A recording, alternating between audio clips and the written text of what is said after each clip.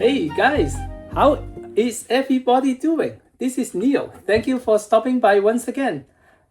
Today is Tuesday, March 17, 2026. Let's talk about what happens to SoFi Technologies.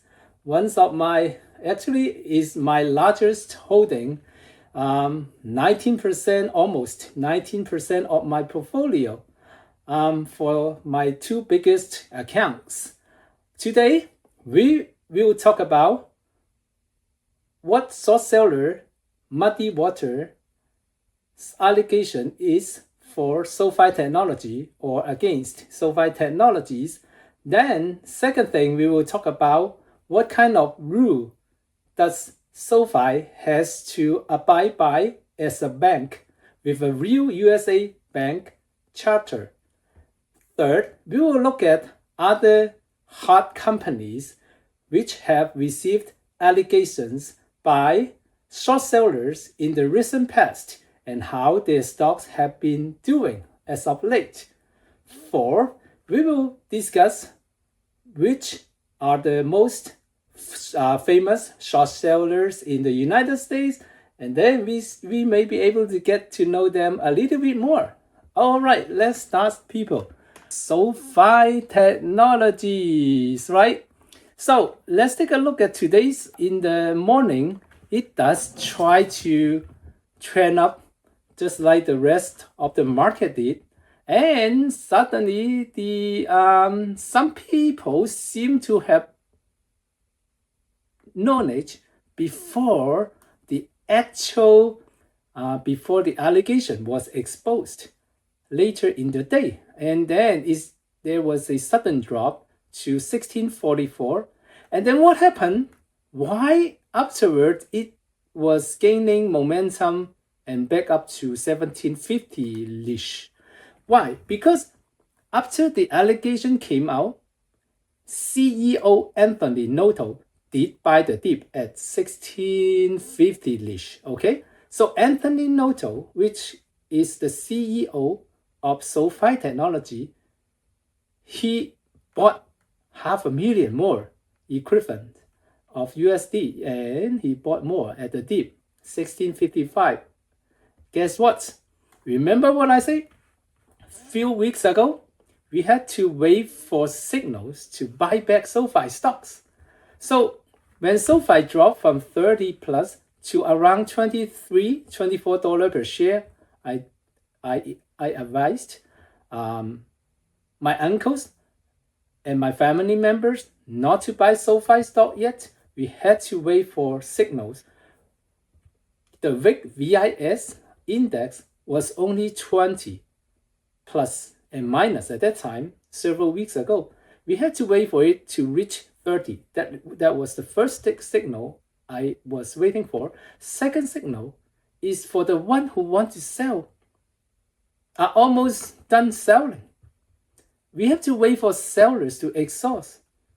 And we are not sure several weeks ago was the drop of SoFi Technology due to institutional investors or retail investors. Now we know institutional investors actually have been adding to their holdings of SoFi Technologies. The retail investors are the ones who seem to be scared of this downturn. And this downturn is not just about SoFi Technologies, it's about a lot of high-flying stocks for the last 12 months, since the dip of last April 2025. And the last year was when the investors, the small fishes like you and me, the retail investors, gained a lot after the April dip, because we were the one who supported the market all the way back up. And a lot of institutional investors, remember what they said? Oh, it was the worst time to invest in US stock. We downgrade entirely the entire US stock market for the rest of 2025, and we will be investing in overseas government bonds instead, blah, blah, blah, you know? And they missed out entirely the entire uptrend for the last year for many stocks, many great company stocks. And this year, they need to scare us away, scare the small fishes, retail investors like you and me, scare us and make us believe that whatever go up today or tomorrow will be followed by another lower low, right? So now we are conditioned to think of the market this way, and they are buying left and right. Okay, now let's go back to SoFi Technologies. What are the allegations of muddy water? The short sellers who have all these allegations published today near the market close against SoFi Technologies. So here we go. This is about muddy water's past allegations against other publicly traded companies. So you can read through this, and I'm not gonna waste your time. The most recent ones are, high-profile ones, not the ones that are, you and I have never heard of the company names. So the high-profile ones recently are dLocal. 2022 accused the payments firm of concerns about the control of client funds and discrepancy in their 2020 cash flows, causing shares to fall roughly 50%. Wow. Lucrative, huh? If I were the short sellers, I would do that too, lucrative. Wow, for 50%. SoFi Technologies 2026 alleged that the company's EBITDA, EBITDA, earning before income tax and depreciation and amortization was inflated by approximately 950 million. Wow.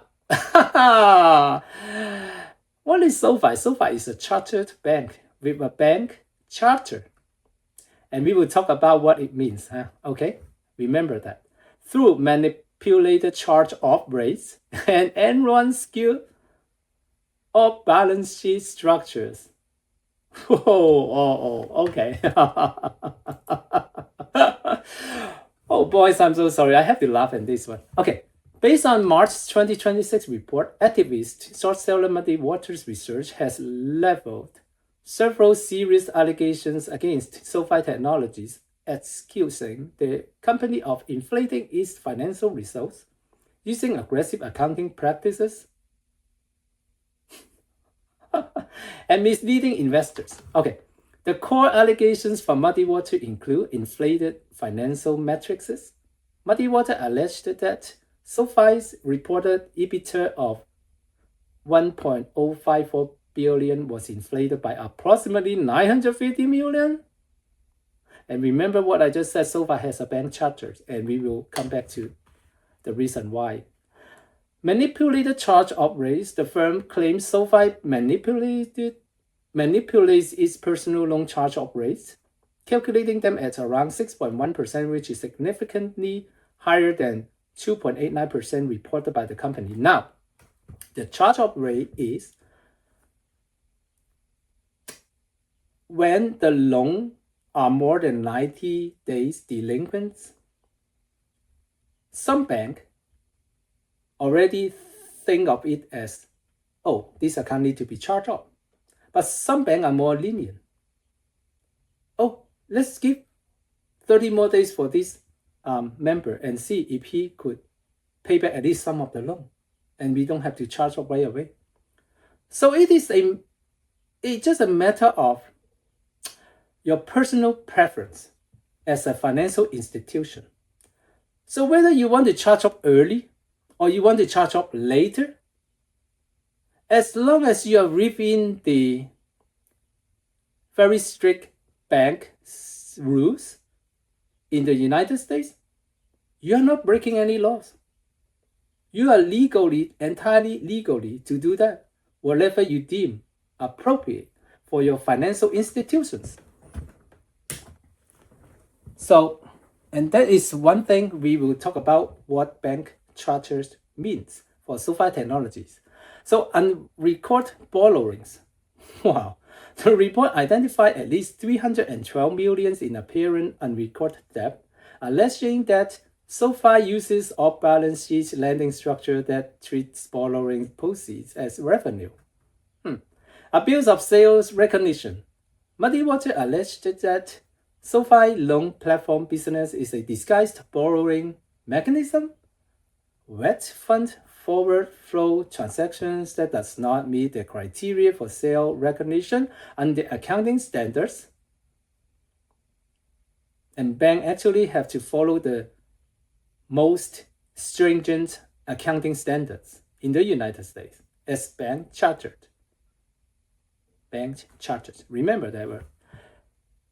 Management compensation concerns. The short seller claims that SoFi student loan business exists primarily to generate fair value gains intended for management bonuses. What?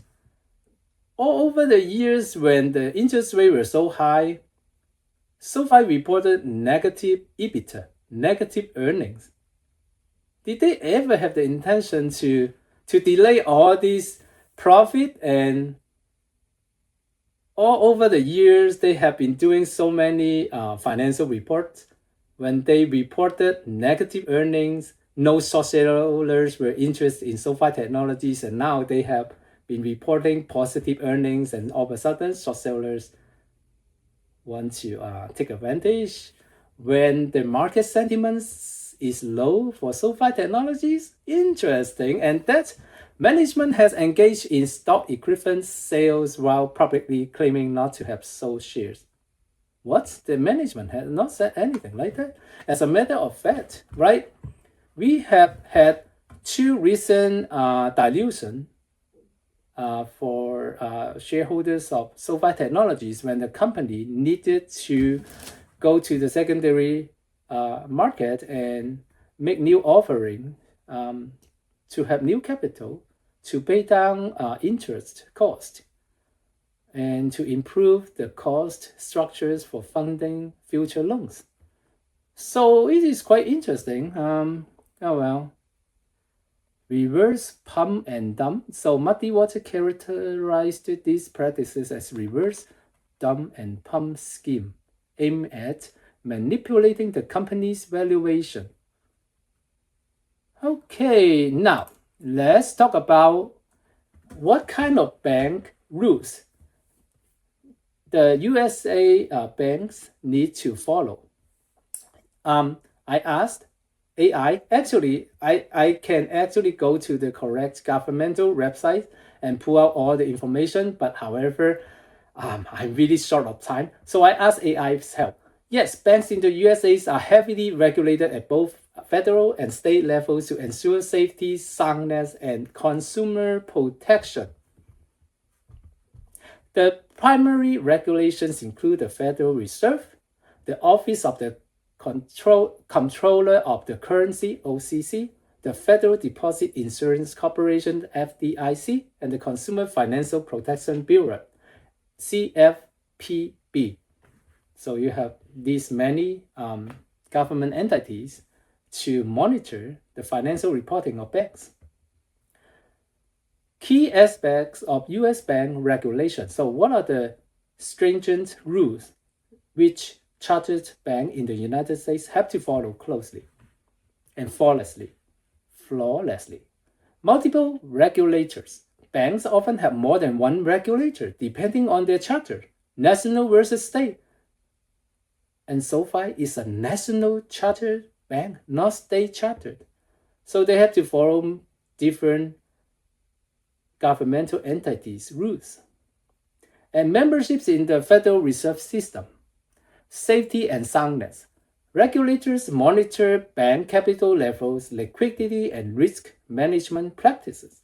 Deposit insurance. The FDIC insures deposit generally up to $250,000 per depositor. But for SoFi, in the case of SoFi, each of its members have up to $2 million USD as FDIC insured in any of the accounts within the SoFi membership loop, which requires compliance with safety regulations, consumer protection. The CFPB and other agencies enforce laws against unfair or deceptive practices.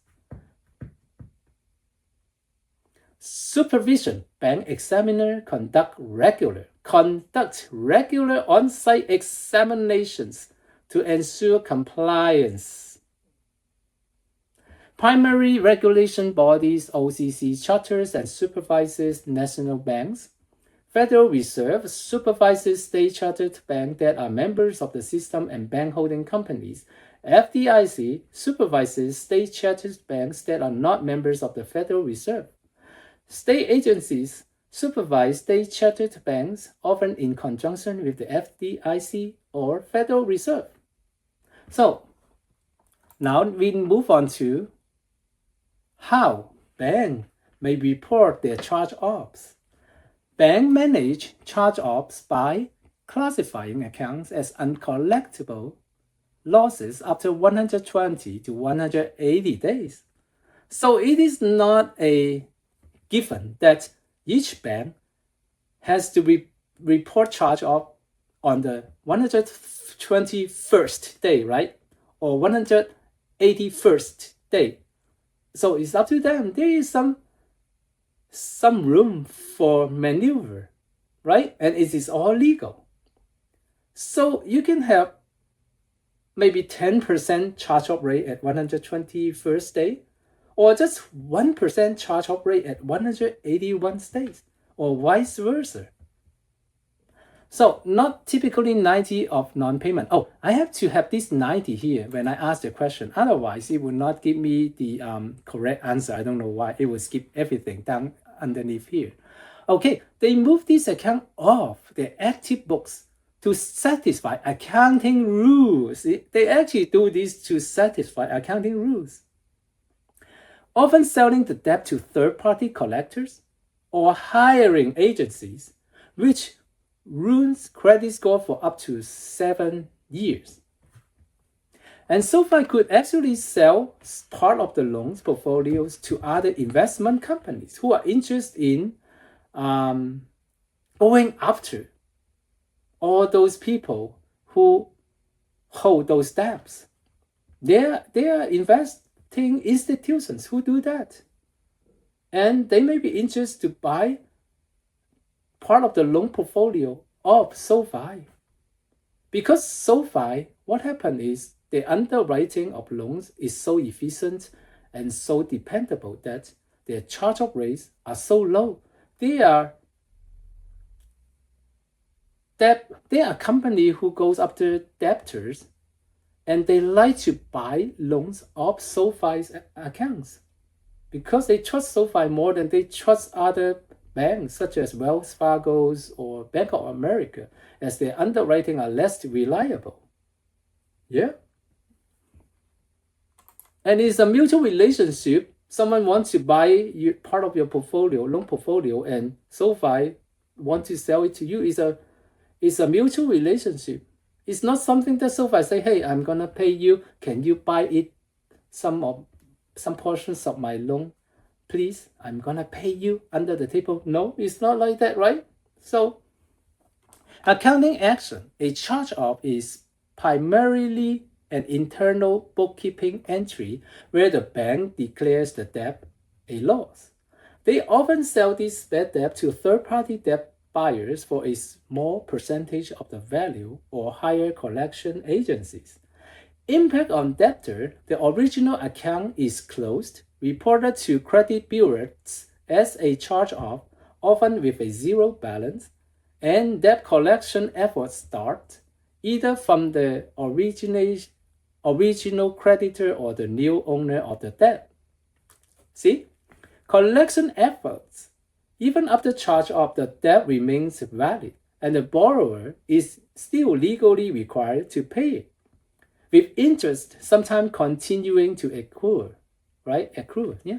We always accrue interest. If you don't pay, the remaining amount is accrue the interest higher.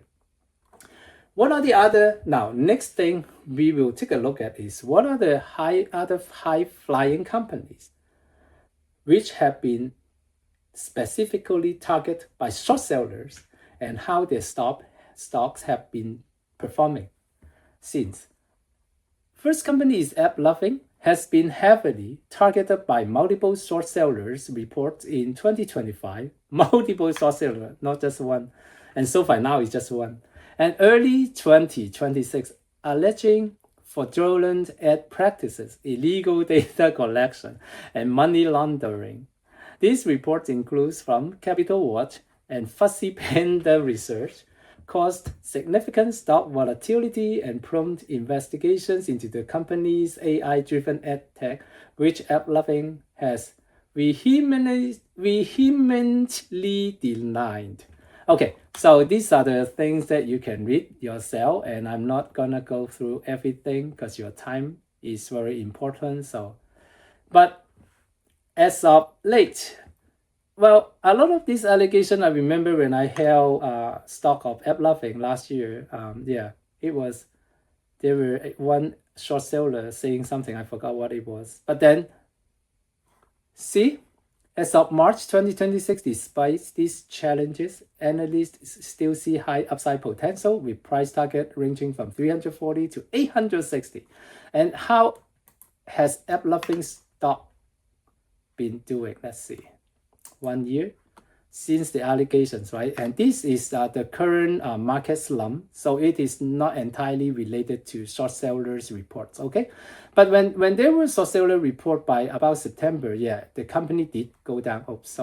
Did go down to around 500 before they went back up again, and then the current market slump for tech stock, is to come back downward. But is it a legitimate company? I think it is, right?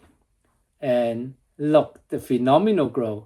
Who doesn't want to target it? Because when it was here, 700 plus per share, it was vastly overvalued. And I sold at $603 per share, and I pay up my car loan for the Model X, right? And then it dipped down to under my sales price. After I sold my shares at 603, it went all the way up to almost 740. And now it's 457. Still under my sale price. And I was in at $41, $42 per share. Hey, 12x, I got to do something. Actually, not 12x, it's almost 15x. I got to do something. I have to sell because it was really overvalued. And the short seller assisted in making the share price come down. So it is more fair valued right now for AppLovin. And how about Amazon? Since the year 2000, Amazon have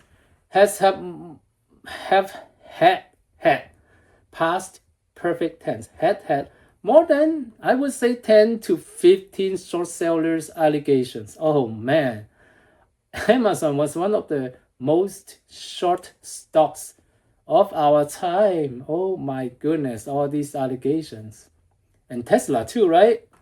And then Palantir recently also won a short seller's allegation. Michael Berry of Scion Asset Management, who disclosed a significant roughly 1 billion bearish bet against AI-related stocks, including Palantir and NVIDIA. Even NVIDIA, oh my God, come on. NVIDIA CEO today just said that he is seeing 1 trillion sales for as early as year 2027. Man, this is crazy. And the allegation happened in late 2025. Andrew left. Yeah, he is a very famous short seller. Of Citron Research has also targeted the company due to its extreme valuation. See, extreme valuations. All right, so yeah, this is something that you can read on your own, and I'm not gonna waste your time. And let's go to here. What is SoFi Technology? It is not just a bank. It has the lending segment, student loans, personal loans, home loans, auto loans. Goal is to attract members with loans and then cross-sell them with other products. There are many other products they can sell. You can go to SoFi's app or the online banking website, and there are a whole bunch of services and products for everybody. And financial service is the consumer segment. And now in 2026, they will have also institutional segment as well for financial service. off of their Galileo platform.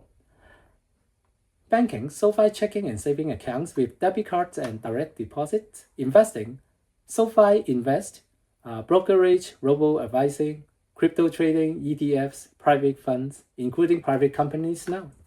And credit cards, SoFi credit card with rewards, and also their debit cards and their smart cards. Insurance, SoFi Protect, auto insurance, home insurance, renter insurance, etc. Tools, SoFi Relay, cash coach, financial planning. These are more on the personal members level to help us monitor and also plan financially ahead. Workplace, SoFi at work. So employee benefits and compensations. So everything at your fingertip within one app or one web page. Very, very easy to use. Third, technology platform, enterprise.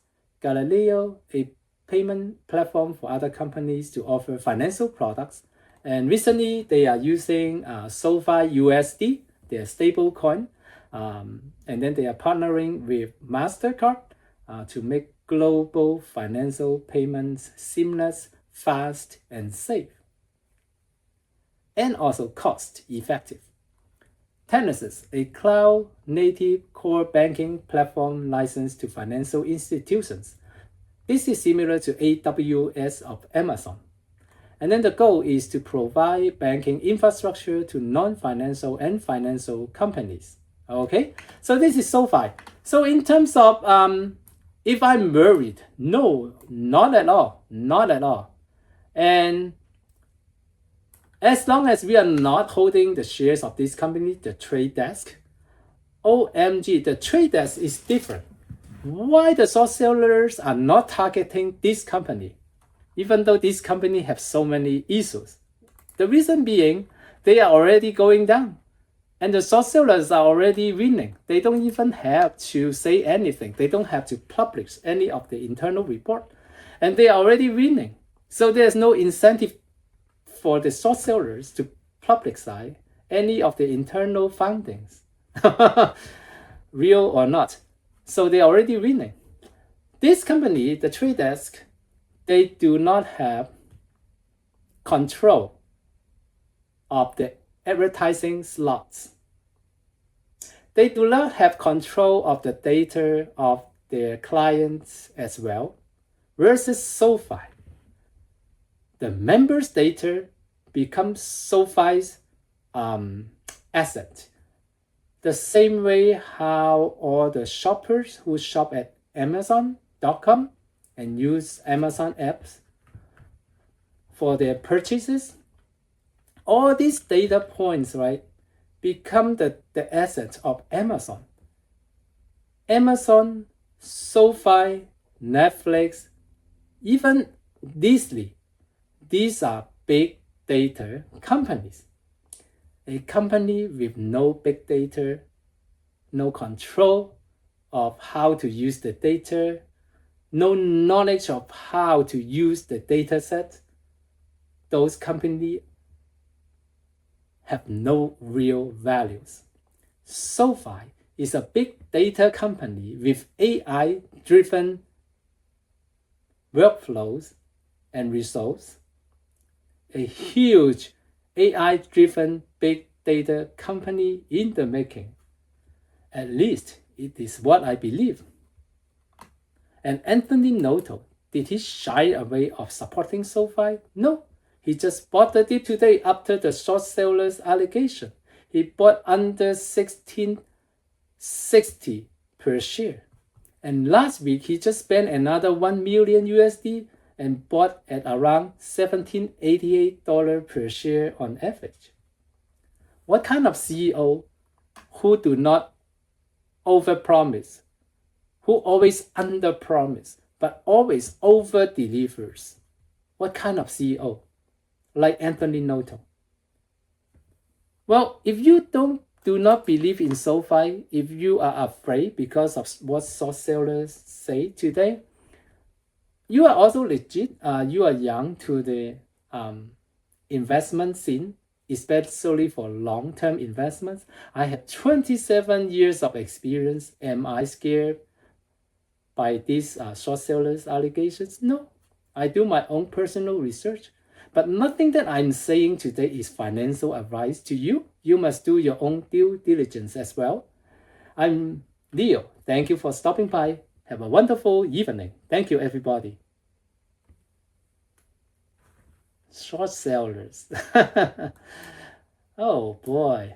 How many times have I read similar short sellers allegations? And this company, in the long run, will continue to expand and do their businesses. Short sellers. Why are they allowed to publicize this report when they actually have material interest in doing so? Shouldn't the SEC or there shouldn't it be some rules to guide their behaviors? Oh, I'm still on the video. Okay, bye everybody.